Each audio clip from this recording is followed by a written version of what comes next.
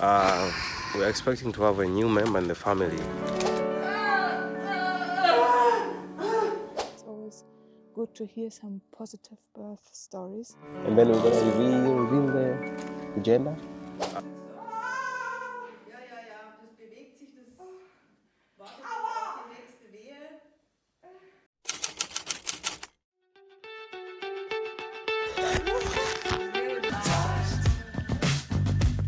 What's up is down, what's left is right. Chasing stars and holding you. I can't see the end, but we'll see it through.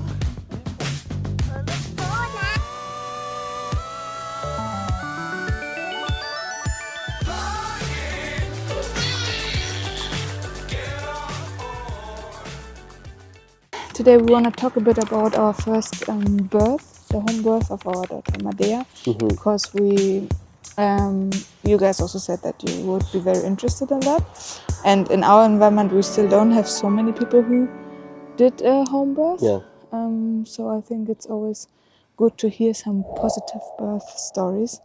So first of all, maybe we start with the pregnancy, how it was before we even decided that we want to do a home birth. During the whole pregnancy thingy, Alex came first in Tanzania at the very early stage, which was like 2 months, I think, or 3 months. Yeah, during the pregnancy, I came to Tanzania because I thought I would actually give birth in Tanzania. And then but we would live there for some time together. And then she changed her mind. And then after that, she had to come back here. But I think before that, we did not even talk about the home birth. Home birth or anything like that was not even was not in the plan before that at all. Until you came back here. Yeah. What made you change your mind again? Like to come back here? No, I mean like what first like made you go to the home birth thingy? When I came back here, Stephen was not yet able to come back here, also because of the visa. Yeah, because of the visa. So I came back here and had to find a midwife first of all, because since I didn't plan to give birth here, and I was very lucky that through some connections I found a midwife who was actually a home birth midwife, and she usually just does home births, but she was like, yeah, because I know you through someone, I will do this journey with you either way. And then I was always super interested in home births. I always watched births on YouTube since I was like not even considering becoming pregnant. Interesting. I never knew that. But we never talked about it, having a home birth. And then 2 weeks before the birth, I think, my mom said like, yeah, Alex, your midwife, she's a home birth wife. Don't you want to consider also having a home birth? And that's where it started, like where we were starting to talk about it. You were still in Tanzania, and then what were you thinking first when I introduced it to you? Yeah, I think for me, the decision, like as usual, I said like, yeah, let's wait and see. And in my mind, I said like, I cannot make decisions when I'm here. I think maybe I will just wait until I'm there. And I think you said something like maybe you wait until you get here, and then maybe you get to talk to Susanna. And Susanna is the name of our midwife. Yeah, so for me, I had my fears. Because like back home, my mom, her mom also, they didn't do like a home birth. And for us in Tanzania now, this home birth thing is very, very not common. It is encouraged more to kind of like give birth in the hospital. Yeah, and then Stephen came to Germany just on the due date. Yeah. So I got my visa. Birth. I got my visa on the 10th. It was so crazy. September, and Amadea's due date. That was a Friday. And Amadea's due date was on the 11th. So. And you arrived on the 11th. On the 11th, yeah. That was and that was Amadea's due date. Due date. Yeah. And then we had 4 days to kind of you to meet the midwife, for us to like, I don't know, and prepare some few things. Like to make these cupboards and we prepared some furniture. And until then, you didn't have like the pregnancy bag. The hospital bag. Yeah, the hospital bag. We had to kind of like fill the things in. Until 4 days before, she did not even have like a hospital bag. Yeah, because I think inside of myself I was already like, I'm gonna do the home birth now. Yeah, and then at some point you met the midwife, and then you saw that it is an option, or how you can make say how you felt. For me, I think for me the fact that Susanna was like experienced, she has like 40 years plus, I think. Get to talk to her, to see how confident she was, and the way she was explaining to me, I somehow felt like very, very comfortable. But I think that was not all. For me, the most important thing was the fact that Alex, I think at the end of the day, I would have definitely like go with what makes her comfortable, because actually I was not the one who was carrying the baby, and the most important thing for me, it was that she was also comfortable. And I think it's somehow like a bit selfish to kind of like say like, yeah, I don't want you to do a home birth while you're not the one who is carrying the baby. So I think for me, but it was a good thing that I also got to talk to Susanna, because also it helped me to give me a peace of mind. 3 days after the birth, on the 14th, is where the labor started, and in the morning it started at 7 to become regular, at 11 for the first But time. it started already at 2, I think. Yeah, but that was But it just was not, once. like, consistently, Then and then at 11 it became regular. At 2 I had the first signs of labor, but then I fell asleep again, and at 7 the labor became regular. And at 11, for the first time, we called the midwife, and talked to her, and she was like, you still You have like to you, wait. yeah, you can still talk, you're fine. Like, I think that was so funny. Distract yourselves, and and we did, like, we went for walks. We tried to watch a movie that didn't really work, but I tried to move around in the house. I tried to. She even did squats, like a lot of it, which was super crazy because her belly was like so far away, and she was like doing squats, and we tried to Just do, like, everything some few exercises. intuitively, like everything that I felt like felt like doing. I really was getting into that mood of like doing anything that just was coming out of me, like I wasn't thinking rationally. And I think that's for me the most precious thing about giving birth is this. I think me personally, I've never gotten into a state where I am so much in my body and connected to my body, as opposed to like think about something like rationally. And then at 5, Susanna came again, 5 in the afternoon, and she was checking us, and she was saying, we still have some time. I go have dinner with my husband, and then I come back, because she was just living around the corner. I think inside of me, I was saying like, what is she talking about? Really? Like, Alex, yeah, somehow, because like, You even thought at she this has to time, stay? even at this time when she was drinking coffee with your mom while talking, so like relaxed, and I was like, oh wow. Actually, the whole thing, like the home birth thing, it made like this birth look so easy and relaxed. Effortless somehow. Yeah. So she came back at 8 then after her dinner, and that's where things got more serious.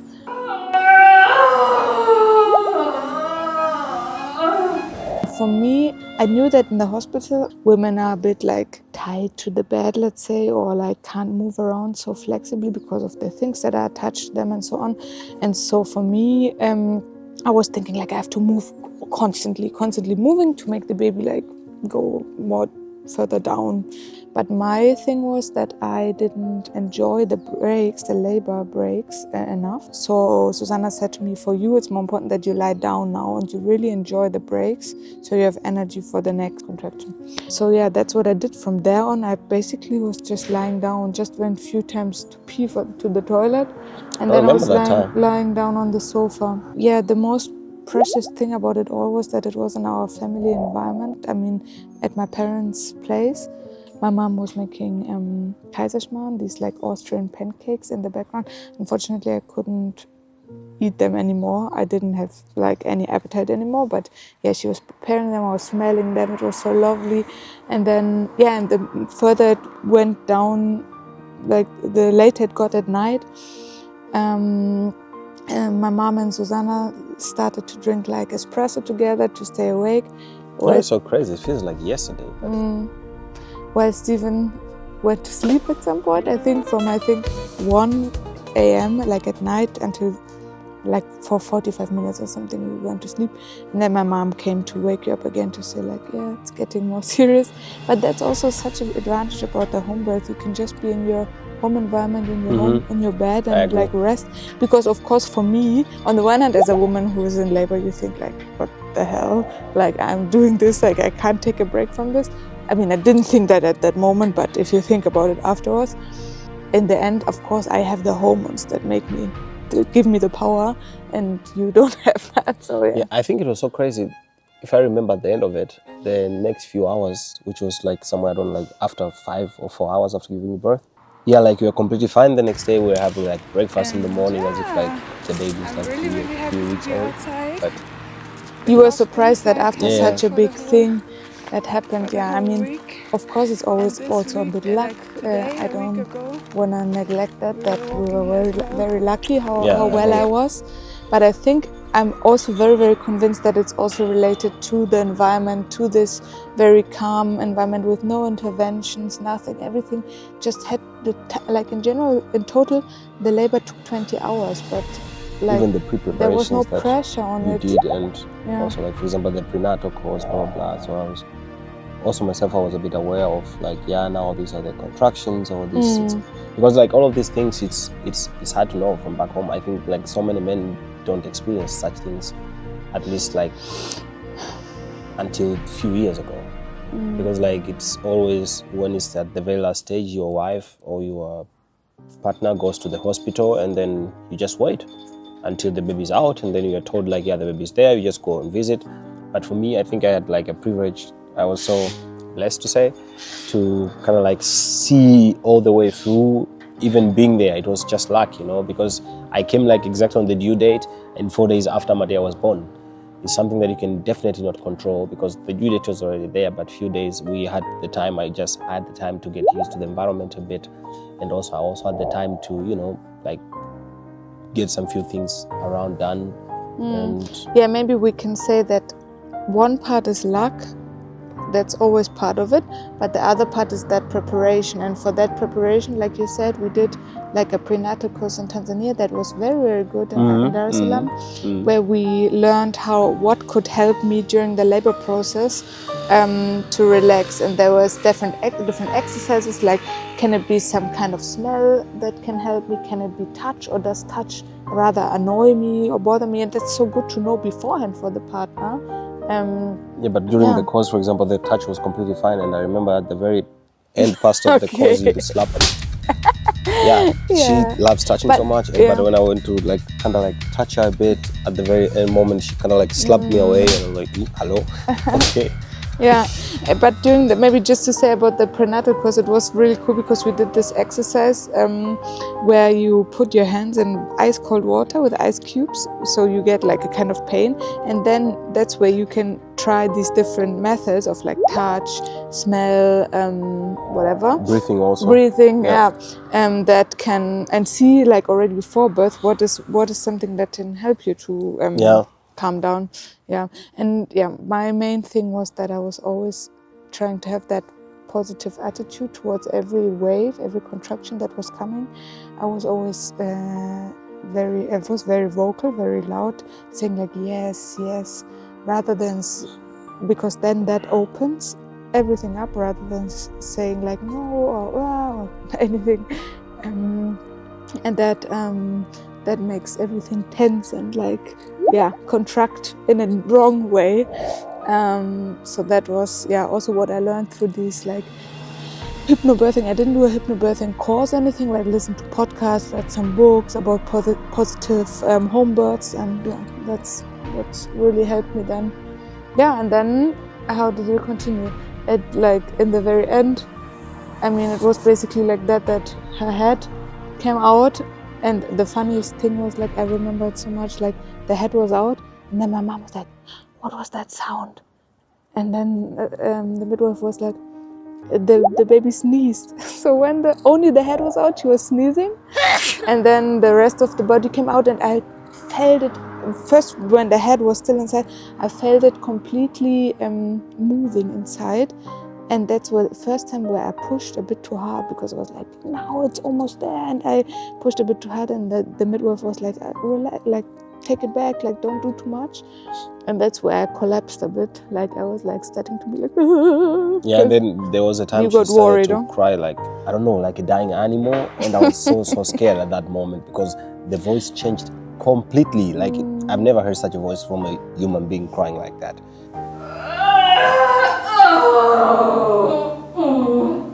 And at that moment, to be honest, I was like very, very scared. I was like, oh, what's happening now? Because at that moment, you cannot even ask a question to a midwife. You cannot ask anyone.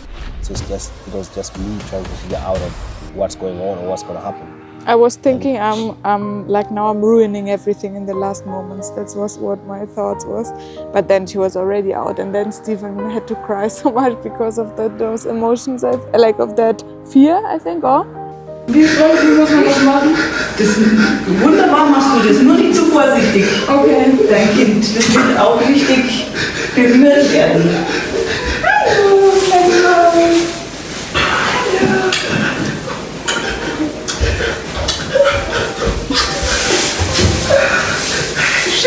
No, that was completely at the very end. When I started to cry, it was when Amadea was also out, and wasn't it because of the fear that you had, and then the emotions got released? No. For me, I think the crying, I don't have like exact answer, but I think at that moment when I was thinking, it's like I thought like the mothers go through so much, and also I was thinking like, oh, my mom had to go also through this to kind of like get me out, blah blah blah. Really, that's what you thought in that moment? Yeah. Like like it was like I think it was also mixed emotions of having Amadea. Like it was unbelievable. Like the baby was there, the first child, you know, and also like all these mixed emotions. See how being there with Alex, the whole process, and to see all the pain that she had to go through, and all the pain you can just imagine. But at the very end, where she was crying as if the world was ending, that I said like, oh God, this, I don't know. That I was super, super scared for her, and that I felt so sorry, to be honest, because I could only imagine the pain. It seemed to be so much.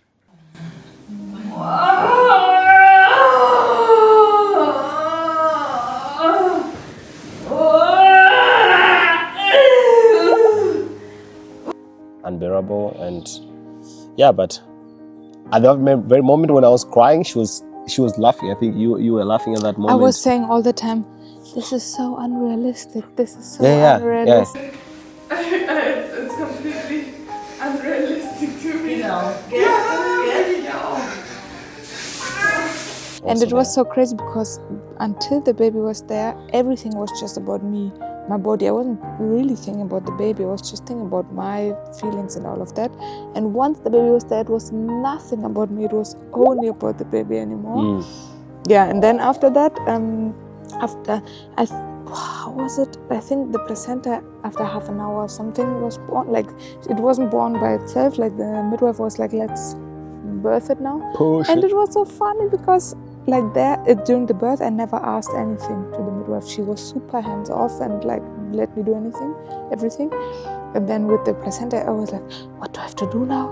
And like I was completely like lost. And she was like, yeah, just like when there's a contraction, you just push it out. And then we had it there, we were looking at it in awe, crazy. And we were like, wow, this was feeding our baby. We put it in like glass to bury it later in the garden. And yeah, and then we put her, she immediately latched on the breast, and after 2 hours, like the midwife did everything she had to do, like to check the baby, and then after 2 hours we went to sleep. Yeah. For 2 hours, I think, and then we woke up the next morning. It's brunch on the terrace. Said, like, we had like a very, but it was just super, super nice. Like it was a very nice experience, to be honest. And we're just hoping for something similar for this Baba. We just hope for something very similar because it was just a dream, and we just want people to know that that's possible to have it like that. And I think it's way more relaxed. And it's not just luck. That's where people always who don't have experience with home birth, they're always like, you're brave. That's lucky that nothing happened. No, it's proven that the one-on-one care that a midwife can give at home, it leads to it being intervention-free birth, because in the hospital you have a lot of more people coming in and out who don't know you, who don't see the small signs maybe that change with you, and there are just so many things that are helping for when you give birth at home to make the experience a very, very beautiful experience with no interventions, with peace, with just a relaxing way for the child to enter the world. So if there's nothing medical that prevents it, then that's a very, very good way of giving birth. Yeah, I completely agree. Because even the environment, even the time passes, I think, super fast. You don't even notice that the time is going, because you are just there. You could do anything you want at home, the environment that you could just go take a nap, go, like, I don't know, we even like went for a walk at some point, and then we came back home, we went to the garden, and it was like super, super like relaxed. So it was So yeah, if you have any questions about it, just put them in the comments below. Or if you want us to talk about something else, of course, when the baby number 2 is there, we're gonna do a birth review of that birth to see. Let's see where it's gonna be, how it's gonna be, and the gender also, because until now we decided to not know, to not check what gender the baby is. Yeah. So I think this is also like a very big surprise, and like what I said, I think it's so crazy because the time is passing so fast. Even if I'm asking myself now, like, how did you even manage to all of this time, like all these months without even checking or even thinking about it? It's super crazy how fast the time passes. And yeah, so I think it will be super nice. We're waiting like now a few weeks or in a time from now. Yeah. And then we're gonna reveal the gender and the birth experience. And the birth experience, yeah. So like please don't forget to like, hello? Yeah. Like, share. If you have questions, suggestions, you can just put them down there below in the comments. And it's nice to be here. We hope to see you on the next one. Now. You definitely have to. It's so bad to cut everything.